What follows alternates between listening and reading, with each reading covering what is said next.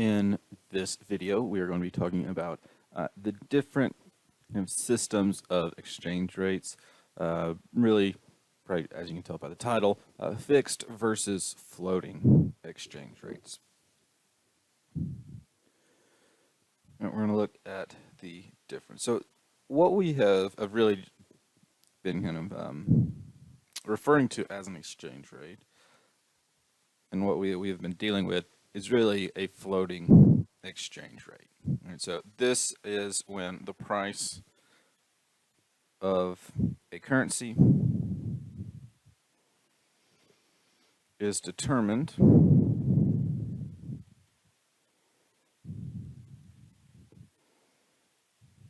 by world markets. All right, so this supply and demand with a floating exchange rate, we are going to have different.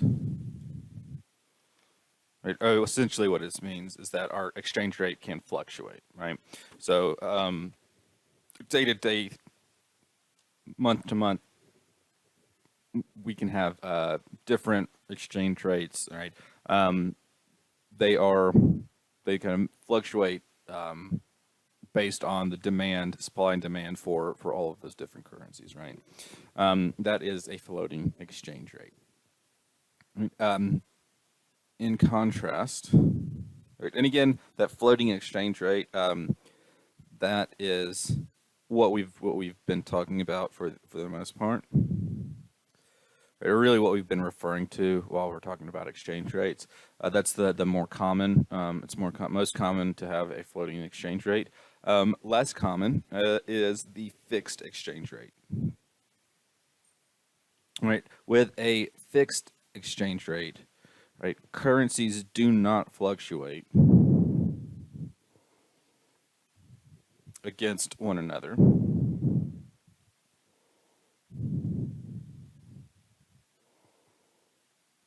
On a daily basis. All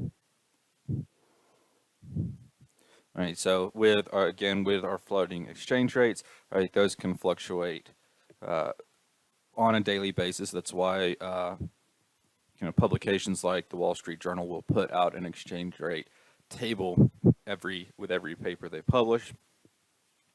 Right, but that does not happen with the fixed exchange rates. Right, but instead, with a fixed exchange rate, there is a government-backed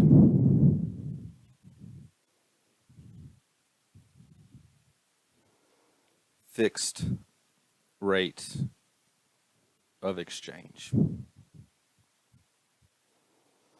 Right, so in other words, with a fixed exchange rate, the government is saying you can exchange one note of our currency for this fixed value. Right, so it's going to be a single value. Right, that you're kind of guaranteed. All right, so again, we've really already looked at, or really, there's not much more to floating exchange rates that we're going to look at in this video. Instead, we're going to be focusing from here on out on these fixed exchange rates. So there are three main ways that these are going to present themselves. All right, so these are the fixed exchange rate systems. All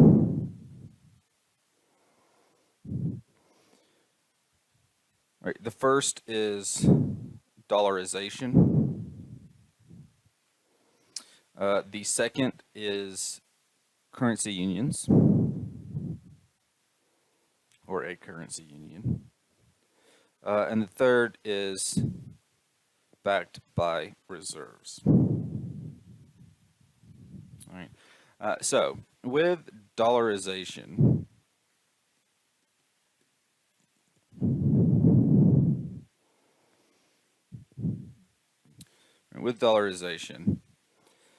a country just uses another country's currency.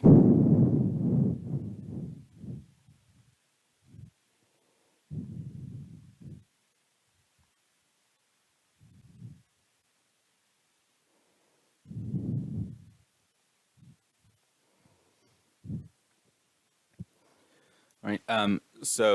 And really, it's called dollarization because, at least to my knowledge, it only really happens with U.S. currency, right? So this isn't a thing that necessarily happens with anything else. But as we discussed in, I believe or no, not the last video.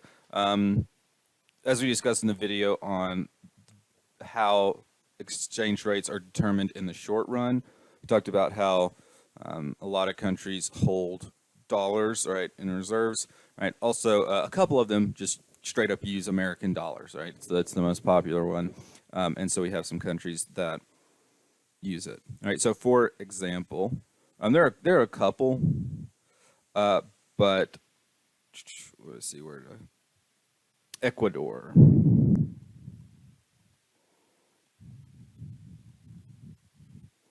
Right, Ecuador uses U.S. dollars. I think El Salvador and Panama also do. But the reason I wanted to pull Ecuador out is because it's actually on that Wall Street Journal currencies table, right? And if you look at it, it's just got a one in there. So essentially saying it's really just saying $1 is equal to $1, which is not hopefully not a controversial thing. But again, Ecuador does use American dollars as its currency. Right. One of the problems with this is, and honestly, really a lot of these, to lesser and greater extents,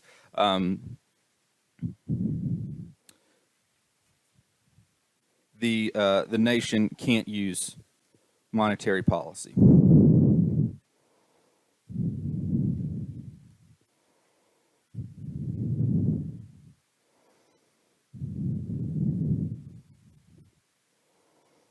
Right, really, this is a theme with all three of them. Right, you cannot use monetary policy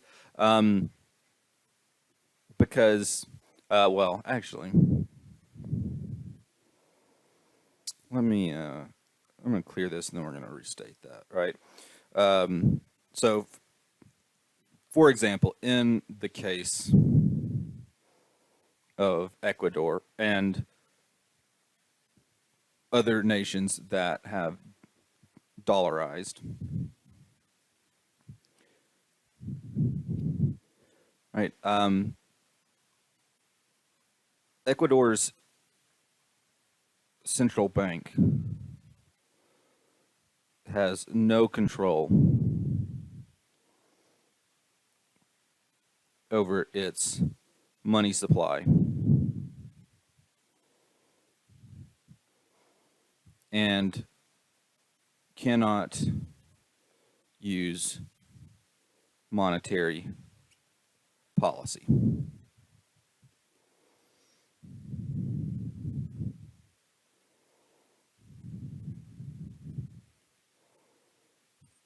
Right.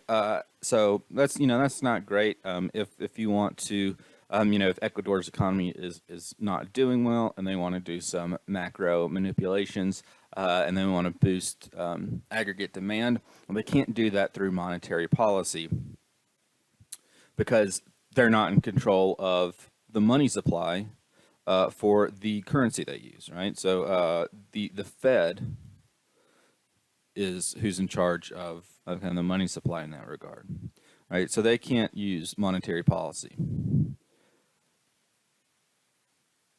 But they're also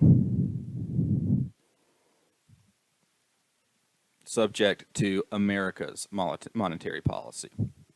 Right, so when a country uses dollarization, or when dollarization occurs, when a nation begins to use another nation's currency as their own, right? Then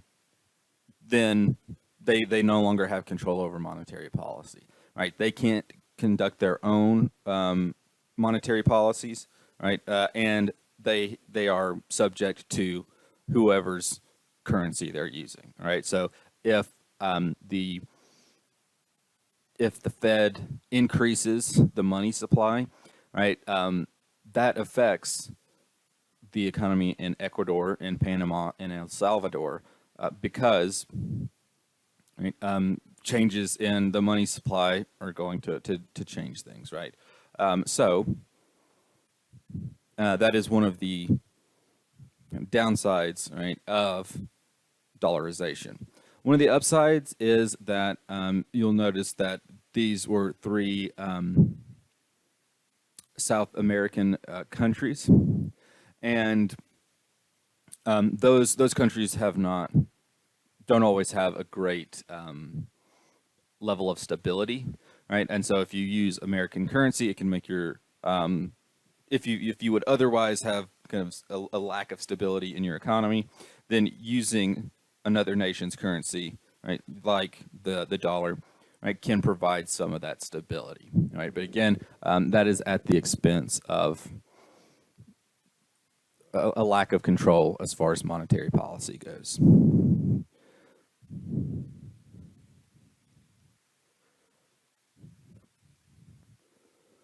Right. The next thing is a currency union, right? So a currency union is just when countries band together to share a currency.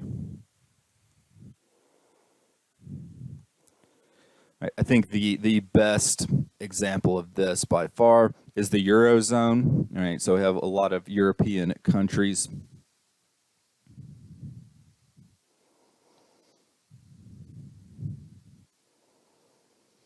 Right. A lot of European countries are a part of the Eurozone. Right. They all use the euro.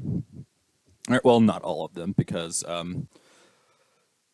as of making this video, I believe Britain is technically in the EU, the European Union, but they are, and they use the pound. I think Ireland also would be in the European Union. They also use the pound, so on and so forth.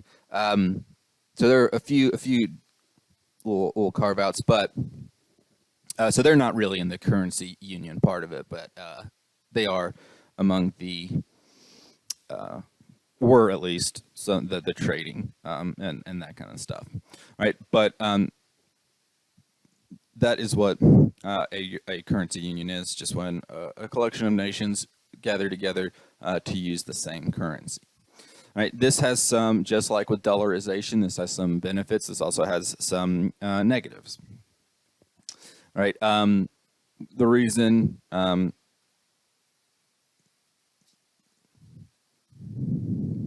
the reason you might want to use a currency union, right, is because they can provide stability.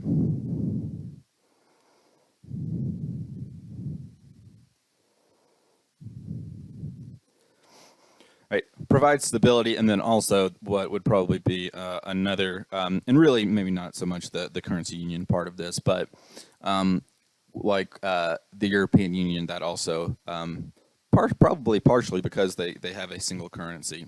There's freer trade, there's freer movement of people. That definitely doesn't have anything to do with the currency union, but it is a plus, right? But it can that currency union can provide stability, especially for any nations who, you know, looking at the makeup of the European Union, you're going to see that there are some countries that they really run the gamut as far as where they're at economically, right? And for the ones that maybe are not doing as well, it can provide some stability, right? So you know that the currency isn't just going to take a dive because it's in all of those other nations, and they're doing their part to keep it as vital. Right. One of the downsides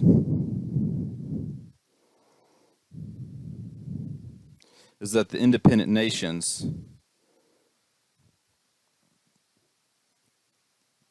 cannot control monetary policy, right? Just like with dollarization. Right now, it's slightly different in that collectively, right?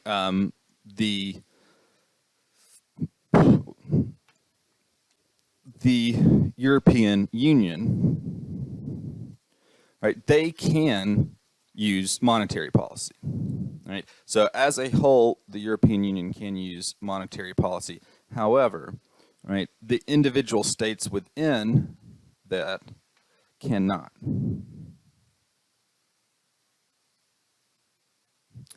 Right. So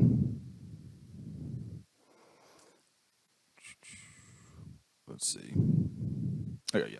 Right. So the European Central Bank.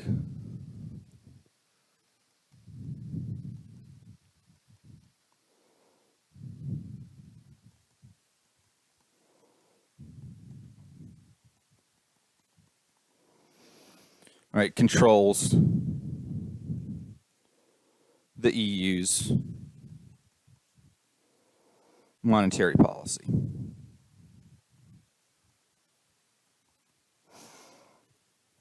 Right. So there is some control. There is somebody that's able to make these policy decisions, but you also have to remember that these are, 15 to 20 countries in this currency union. Right, that monetary policy, no single policy is going to cover, right, what each of those nations want. Right, so probably by far the two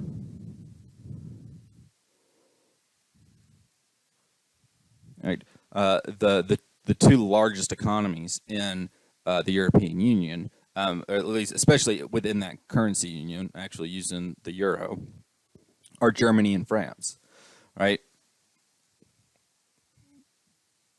All right, so these are these are the kind of the wealthiest, the largest economies in the EU.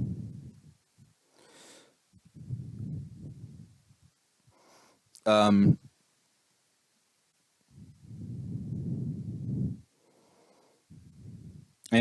probably unsurprisingly, they have a major voice within the EU. All right.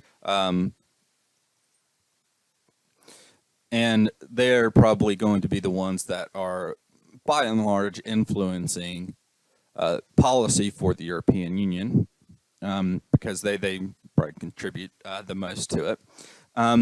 And then you have the pigs, all right? So the pigs are Portugal. Well, we don't really need to necessarily know what the pigs are. The pigs, I don't need to write it down. Pigs are, actually I will. This is Portugal, Ireland, Greece, and Spain. All right, so this came about during the financial crisis back in the 2008 era.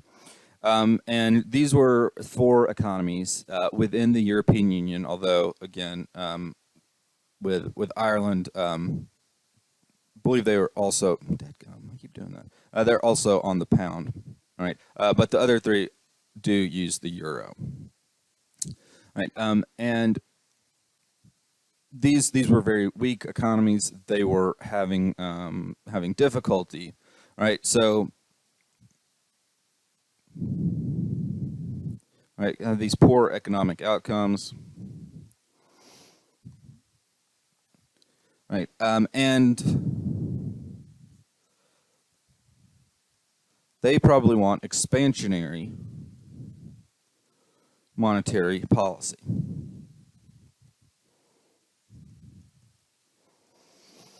Right, especially in that time period of the recession, right?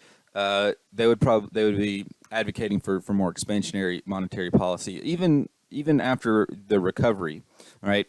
These economies still aren't just extremely robust, and they would probably want, oftentimes, a more aggressive expansionary monetary policy from the European Central Bank, right? However, these larger economies, right, that are doing fine, right, would rather not have that increase in inflation that comes with increasing that money supply. All right. So you might have heard a lot of kind of people talking about austerity with Greece. So when Greece was kind of it was I don't know if any of you guys remember this, but back in the financial crisis, right? Greece was really bad off. Their economy was by far the worst at that state, right? And there was a time when it was a real possibility that Greece was going to get kicked out or would voluntarily leave, kind of under duress, though, but would no longer be in the European Union, right? And in order to keep them, right, a lot of people, Germany, really led by Germany, offered different solutions, right, through, I believe, the IMF, which we'll talk about in just a second, and kind of the Germans kept calling for austerity, right? So essentially, cutting back, right, and not using this expansionary policy to kind of boost the economy, but instead trying to focus on cutting cost savings, so on and so forth, right? And that was a huge fight between them, right, on how Greece could continue staying in the European Union. And what that would look like going forward, right? But so that is, again, that is one of the big problems with a currency union, right? Smaller economies or economies that maybe aren't doing so well, like the pigs, right? They're likely to want expansionary monetary policy, where the stronger economies would be less inclined to do that, right? But that's yes. So that is currency union. So again, positives and negatives, but that is it. All right, and then the third system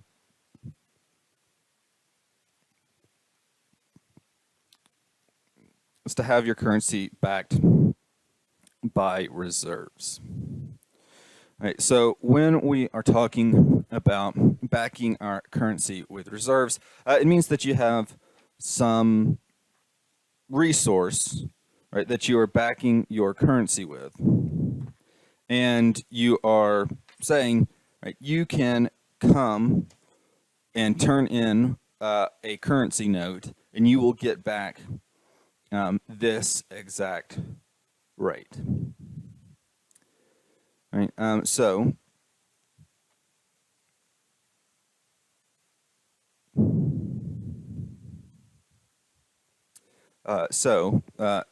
your book gives the example, right? So, well, let's see. So setting a fixed exchange rate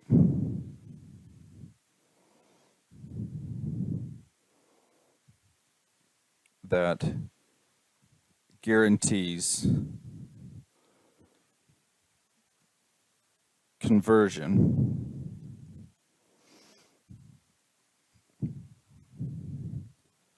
Oh, this is a terrible way of writing that. Let's see. I'm gonna rewrite that. I really just didn't need that whole first part. So this is right when you back your currency with reserves.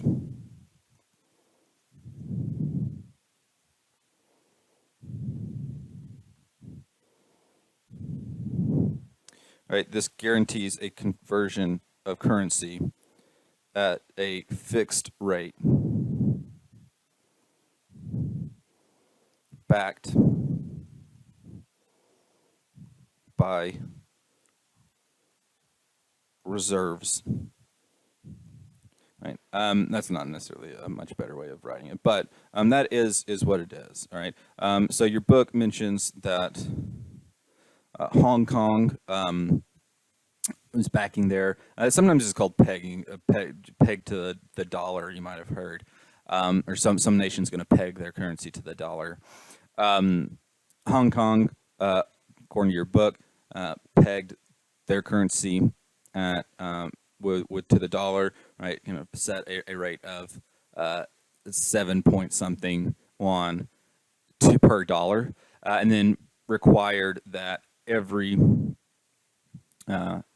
note issue, or so every won issued had those dollars to back it up. So if you're going to issue, right, if you're going to print a won, right, and send it somewhere, you have to make sure that that place has the American currency to back it up. Right.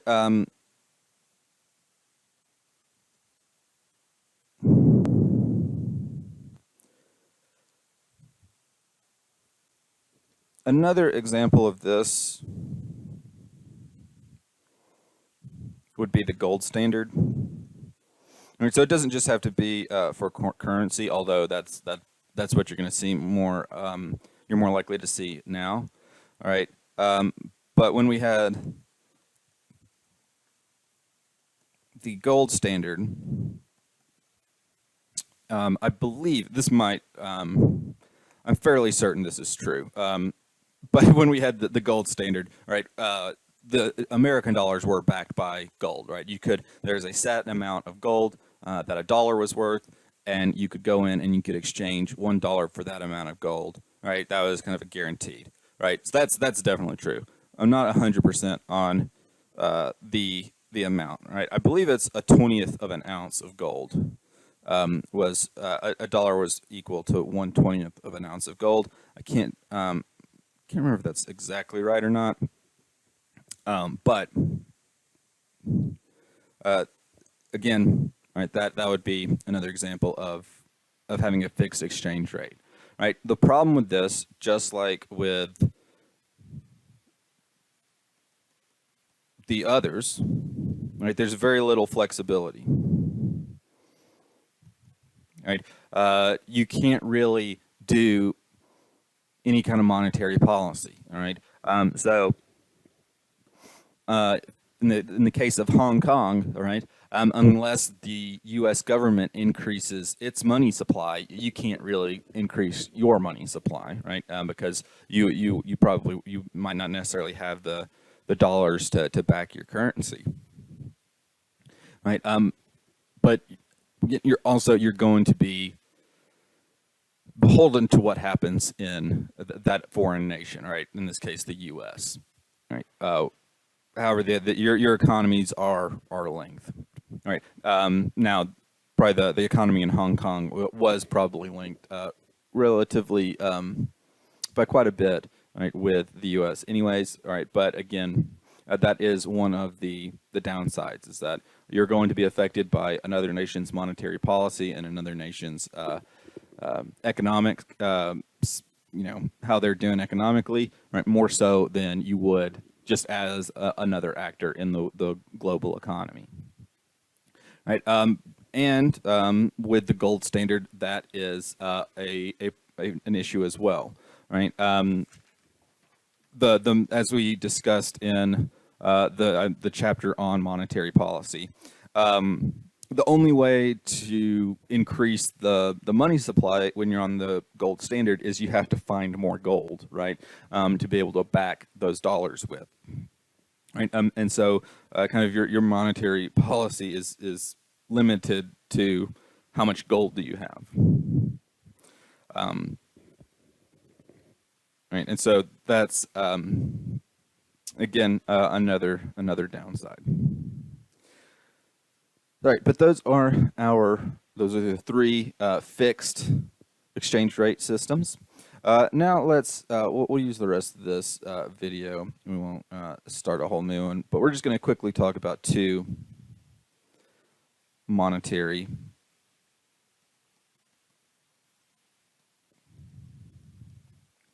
institutions. All right, one is the IMF. I'm not gonna write just a whole lot on these, but just so we're gonna talk about the IMF and the World Bank, just very briefly. All right, so the International Monetary Fund, or the IMF, this acts somewhat like the Federal Reserve in that it will act as a lender of last resort. Right, and it is the largest international lender of last resort.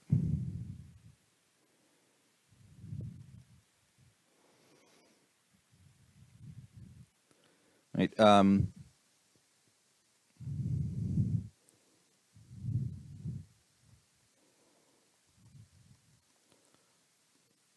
Right, and these loans are usually given on the condition that the nation takes the IMF's advice into consideration.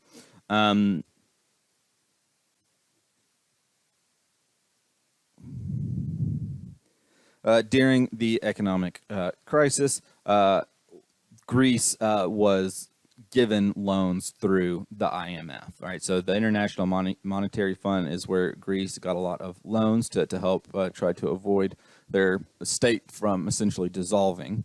And once again, there was a lot of argument, a lot of strife between Greece and the IMF because the IMF was trying to impose some conditions on these loans. Greece kind of consistently missed those, and it was it's a bit of a thing, right? I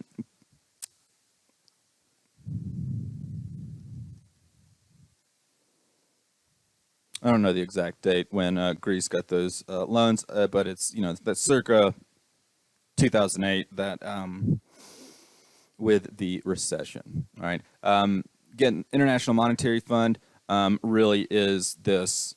It's more of a lender of last resort, right? Helping out, giving loans to economies in trouble to try to get them through, get them to where they are, the national equivalent of just being illiquid instead of insolvent. Right. Then we also have the World Bank.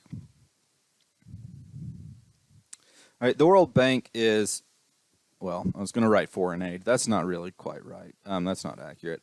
The World Bank was designed to provide financial access to developing countries.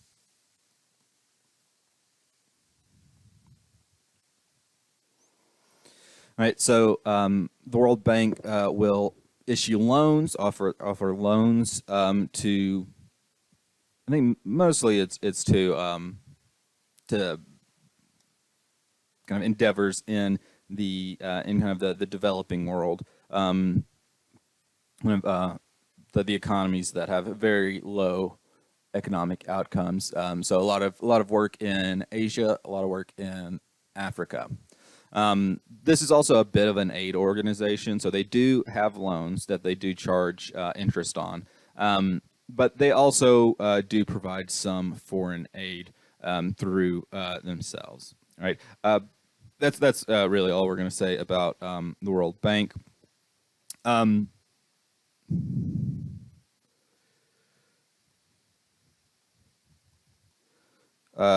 Both of these